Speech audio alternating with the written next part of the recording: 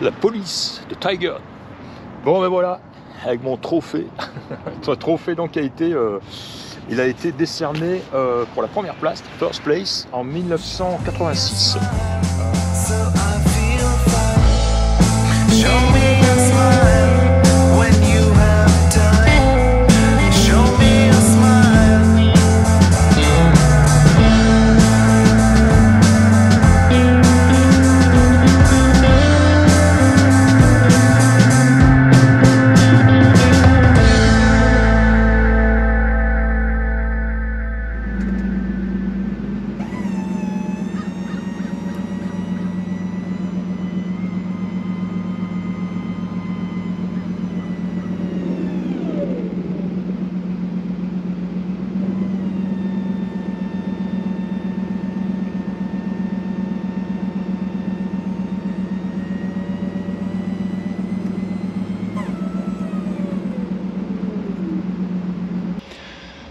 Eh bien salut, voici Serge de Rayon Classique venu vous proposer aujourd'hui un petit tour de conduite de cette Mustang cabriolet de 66, celle-là même que je suis allé chercher dans le Montana. Vous aurez probablement dû voir ma vidéo précédente où j'ai un petit peu filmé ce road trip qui était bien sympa. Ce que je vous propose aujourd'hui, c'est de faire un tour avec moi de cette voiture. Je ne l'ai pas conduite beaucoup. Je l'ai conduite au Montana, quand je l'ai acheté évidemment. C'était près de la propriété de ces gens-là, c'était pas des routes très ouvertes, gravillonnées, etc. Donc je ne peux pas dire que je l'ai vraiment essayé sur route ouverte, et c'est ce que je vais faire dès maintenant avec vous. Alors c'est parti, contact, démarrage. Hop, on remet ça. Voilà. Ça ronfle. Ah oui, j'ai entendu du bruit, c'est la radio. On éteint. Allez, c'est parti. Drive. Alors comme vous le verrez, je l'ai mise en position décapotée. Pourquoi pas. Même si le temps est menaçant aujourd'hui, j'espère simplement que je vais pouvoir faire mon petit tour de conduite avant que la pluie ne retombe. Il pleut on and off ici en ce moment. Assez froid, pas trop froid non, pas à se plaindre, mais bon, un temps d'hiver quoi. C'est parti.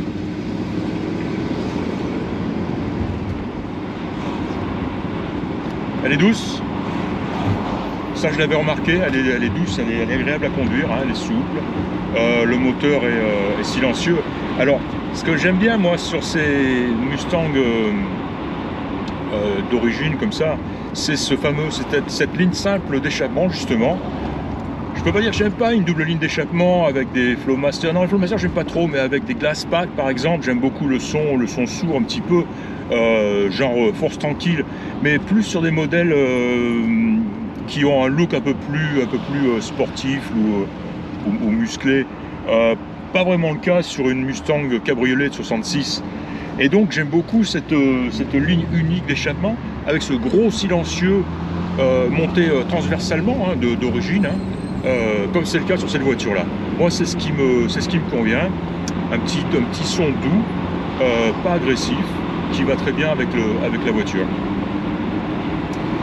Alors petit coup d'œil sur les jauges, je m'aperçois que ma jauge d'essence est bien basse, donc il va falloir que je mette de l'essence. La pression d'huile est bonne, le témoin de charge aussi, et la température qui ne devrait pas tarder à décoller. Cette jauge d'essence m'inquiète un peu. Je vais pas m'éloigner trop. Je voudrais pas finir en poussant la voiture. Le compteur de vitesse fonctionne, ainsi que le compteur kilométrique. Les essuie-glaces, vous ne le verrez pas. De toute façon, j'ai testé tout ça. Essuie-glaces fonctionne, joli klaxon qui fonctionne. Système de chauffage, j'avais vérifié aussi, il fonctionne aussi. En fait, tout fonctionne sur cette voiture. L'autoradio n'est pas d'origine, c'est un autoradio de conception plus moderne, radio cassette, et qui fonctionne aussi. La capote électrique fonctionne, j'en ai fait une vidéo, un petit essai et une vidéo, donc vous verrez ça aussi sur cette vidéo. Ouais, je m'inquiète un peu. En fait, je vais revenir vers mon point de départ. Parce que j'ai même pas mon portefeuille pour mettre de l'essence. Voilà, on tient un petit peu en touriste, on va dire. Alors elle avance bien, tire bien. Voilà, là j'appuie un petit peu. Hop, tout de suite on est monté à 55 miles ici. Le volant est droit, sans les mains. La voiture tire droit sans aucun problème. Hein. Impressionnant. Hein. Bon freinage, alors bon freinage, frein à tambour, hein, sans assistance, donc on sait à quoi s'attendre.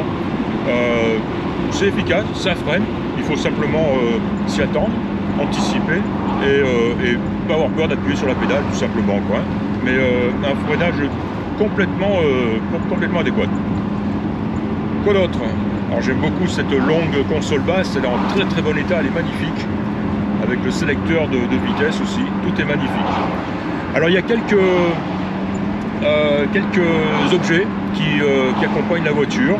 On a deux petits drapeaux américains qu'on peut planter sur les côtés, bien sympa. On a une paire de coussins aussi d'oreillers, deux tons noir et blanc, noir et rouge, pardon. La dame m'avait dit qu'elle se sentait un petit peu basse sur ces sièges-là. Donc les deux apparemment s'asseyaient sur des coussins. Qu'est-ce qu'elle a encore? Une très très jolie bâche de housse, hein, qui est très jolie dans son carton. Elle a aussi un trophée, magnifique trophée, je vous le montrerai aussi, parce qu'elle a gagné un trophée, elle a gagné une première place sur un concours dans le Montana. Les propriétaires en étaient vraiment très fiers. Et qu'est-ce qu'il y a encore? Deux, trois petites bricoles. Oh, super intéressant, il y a un album photo de la restauration. Alors je le rappelle, la restauration de cette voiture a été faite en 1985. Donc elle date déjà de pas mal d'années. Très très belle restauration. Et justement, vous serez en mesure de le voir sur ces photos qui ont été faites. Je prendrai en photo quelques pages de cet album. Et vous pourrez voir donc à partir de quelle base la voiture a été restaurée. Et surtout quel niveau de restauration a été fait. Est-ce que je peux m'engager? Oui, allons-y. Allez, tiens, on va appuyer un petit peu.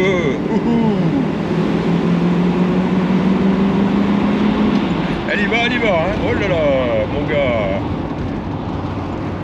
Voilà.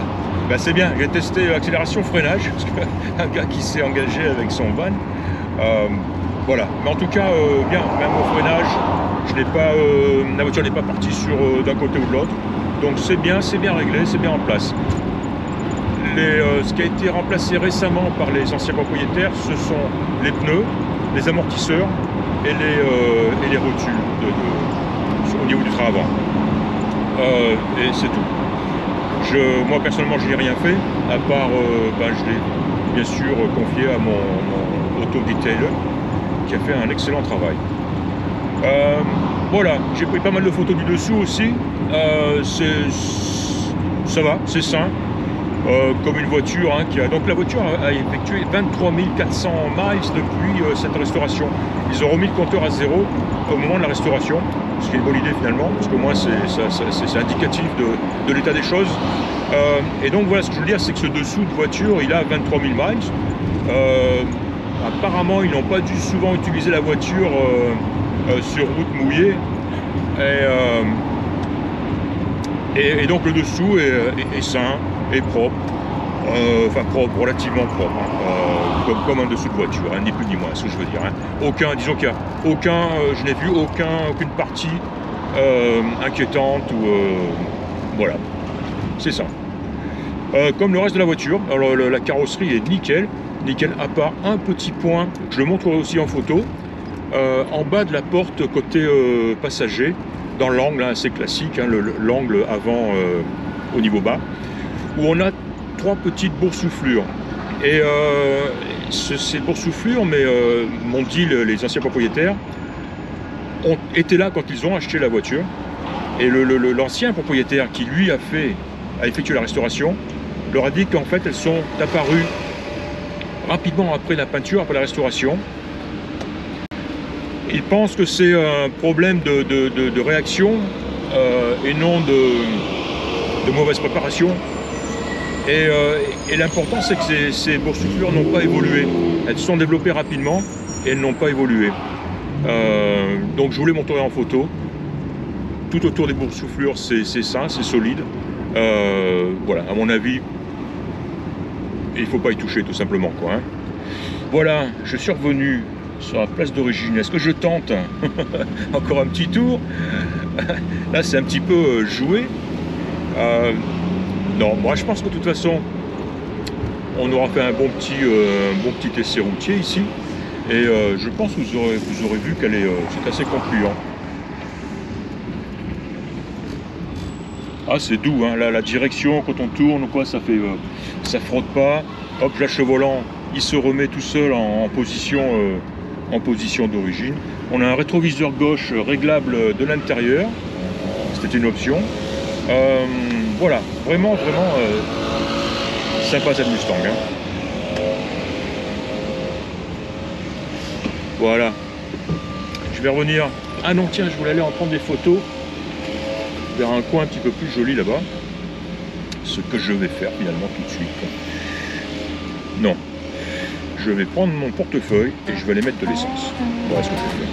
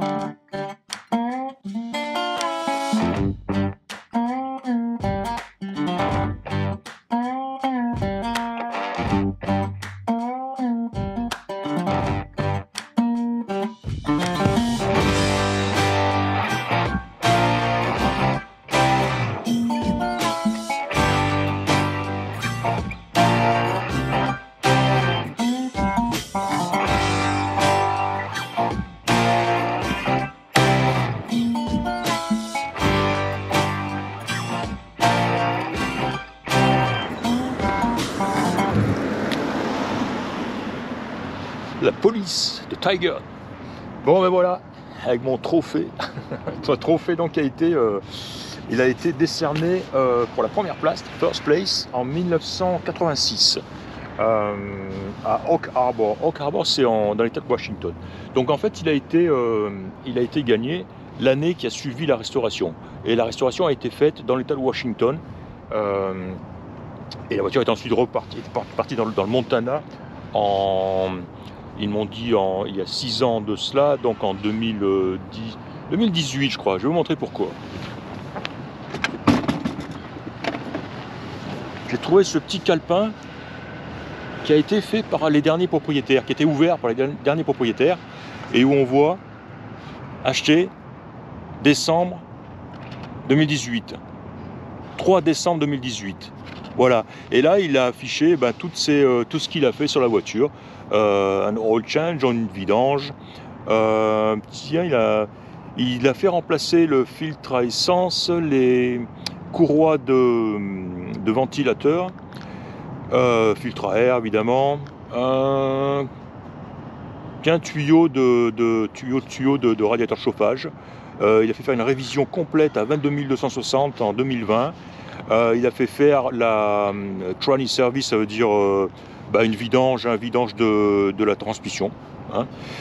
Et puis voilà, donc pneu neuf en 2022, octobre, les shocks amortisseurs. Il a fait faire un alignement aussi, un parallélisme, et je vous garantis et puis les cylindres de frein. Et je vous garantis que le parallélisme a été bien fait parce que elle tire droit. Voilà, sympa le petit carnet. Pony 66, donc au prochain propriétaire de le continuer, hein, de le renseigner, c'est important. Voilà, comme je le disais, des magnifiques coussins rouges et noirs, et puis voilà, petite paire de drapeaux américains. Tout ça pour le prochain propriétaire. Qu'est-ce qu'il y a encore? Je l'ai dit, hein, une housse, magnifique housse, elle est dans son carton encore. Qu'est-ce qu'il y a encore? Des bricoles. Oh! Et je ne l'ai pas emmené, l'album photo, donc j'en ferai des photos, et donc vous verrez bien un petit peu le niveau de restauration qui a été accompli. Voilà. La cap, ouais, non, j'ai pas grand chose, j'ai rien de plus à dire finalement. Hein. Super bagnole, super. Je vais en faire mes photos, et puis voilà, tout ça sera chargé sur mon site et sur YouTube ce soir. Et voilà, j'ai déterminé un prix, il sera affiché avec en même temps que l'apparition de cette voiture, de cette vidéo. Voilà, je vous ai parlé des pots de bêtes. Deux pots de bêtes, alors ça c'est bien dans l'esprit années 60. Alors bon, c'est du synthétique, hein, n'ayez pas peur. Mais il y en a deux, il y a celle-ci que je trouve très jolie, et l'autre qui est plus dans les tons de beige, je crois. Voilà, élégamment posée sur la planche de bord. Ce n'est pas pour cacher des défauts ou quoi que ce soit, hein, c'est pour un côté purement esthétique. Voilà, on aime, on n'aime pas. Je trouve celle-ci jolie. Je trouve qu'elle va super bien sur la planche de bord. Bien, dernier petit mot concernant cette Mustang. Voilà, je l'ai recapoté puisque l'orage est proche. Je vais pouvoir la rentrer. J'ai terminé. Encore une fois, hein, vraiment une voiture splendide. Vraiment, je suis vraiment impressionné. Alors, vite fait, un petit dernier mot concernant la carrosserie. Comme je le disais, donc c'est une restauration qui a été faite en 85. Donc vous voyez bien, hein, donc 35-37 ans, et regardez un petit peu les restes, hein, la présentation de cette voiture. Alors par contre il y a quelques petits défauts, et je vais les détailler. Essentiellement des petits, la majorité ici d'ailleurs, hein, ce qui est assez classique, voilà, des gens qui ouvrent leurs portes et qui sont pas très soigneux, et voilà, donc on a ces petits éclats de peinture le long de l'arrêt de la porte, légèrement ici aussi. J'ai noté un éclat ici qui a l'air frais, hein, parce qu'on voit la tôle en dessous. D'ailleurs on voit bien qu'il n'y a pas des tonnes de peinture, hein. Il y a une couche de peinture et une couche seulement, hein. Donc c'est pas une voiture qui a été sur laquelle on a on a accumulé les couches de peinture. Ici aussi, oh, légèrement ici peut-être on voit des petits éclats là. Voilà là.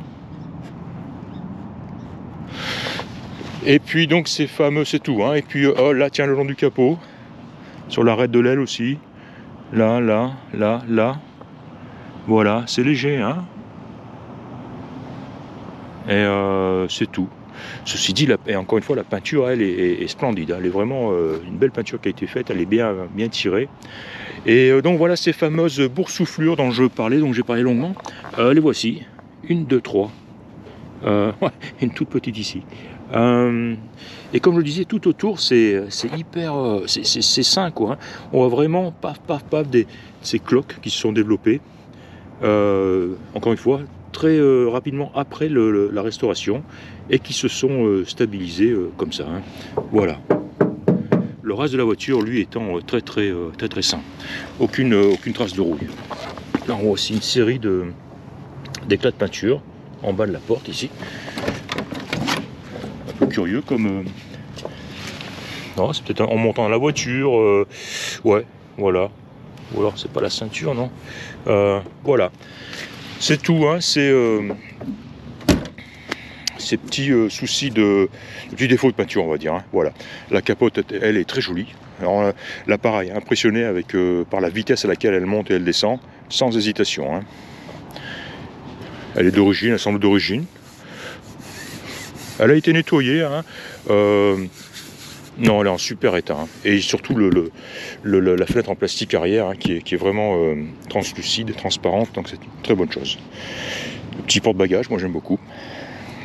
Voilà, je le rappelle, hein, la plaque d'immatriculation, la dernière en date, hein, est officielle, hein, puisque JJ66, donc qui étaient les initiales des deux derniers propriétaires, Jackie étant l'épouse de son vrai nom Jacqueline, et Jerry, le mari, et donc voilà, qui était fier de leur 66.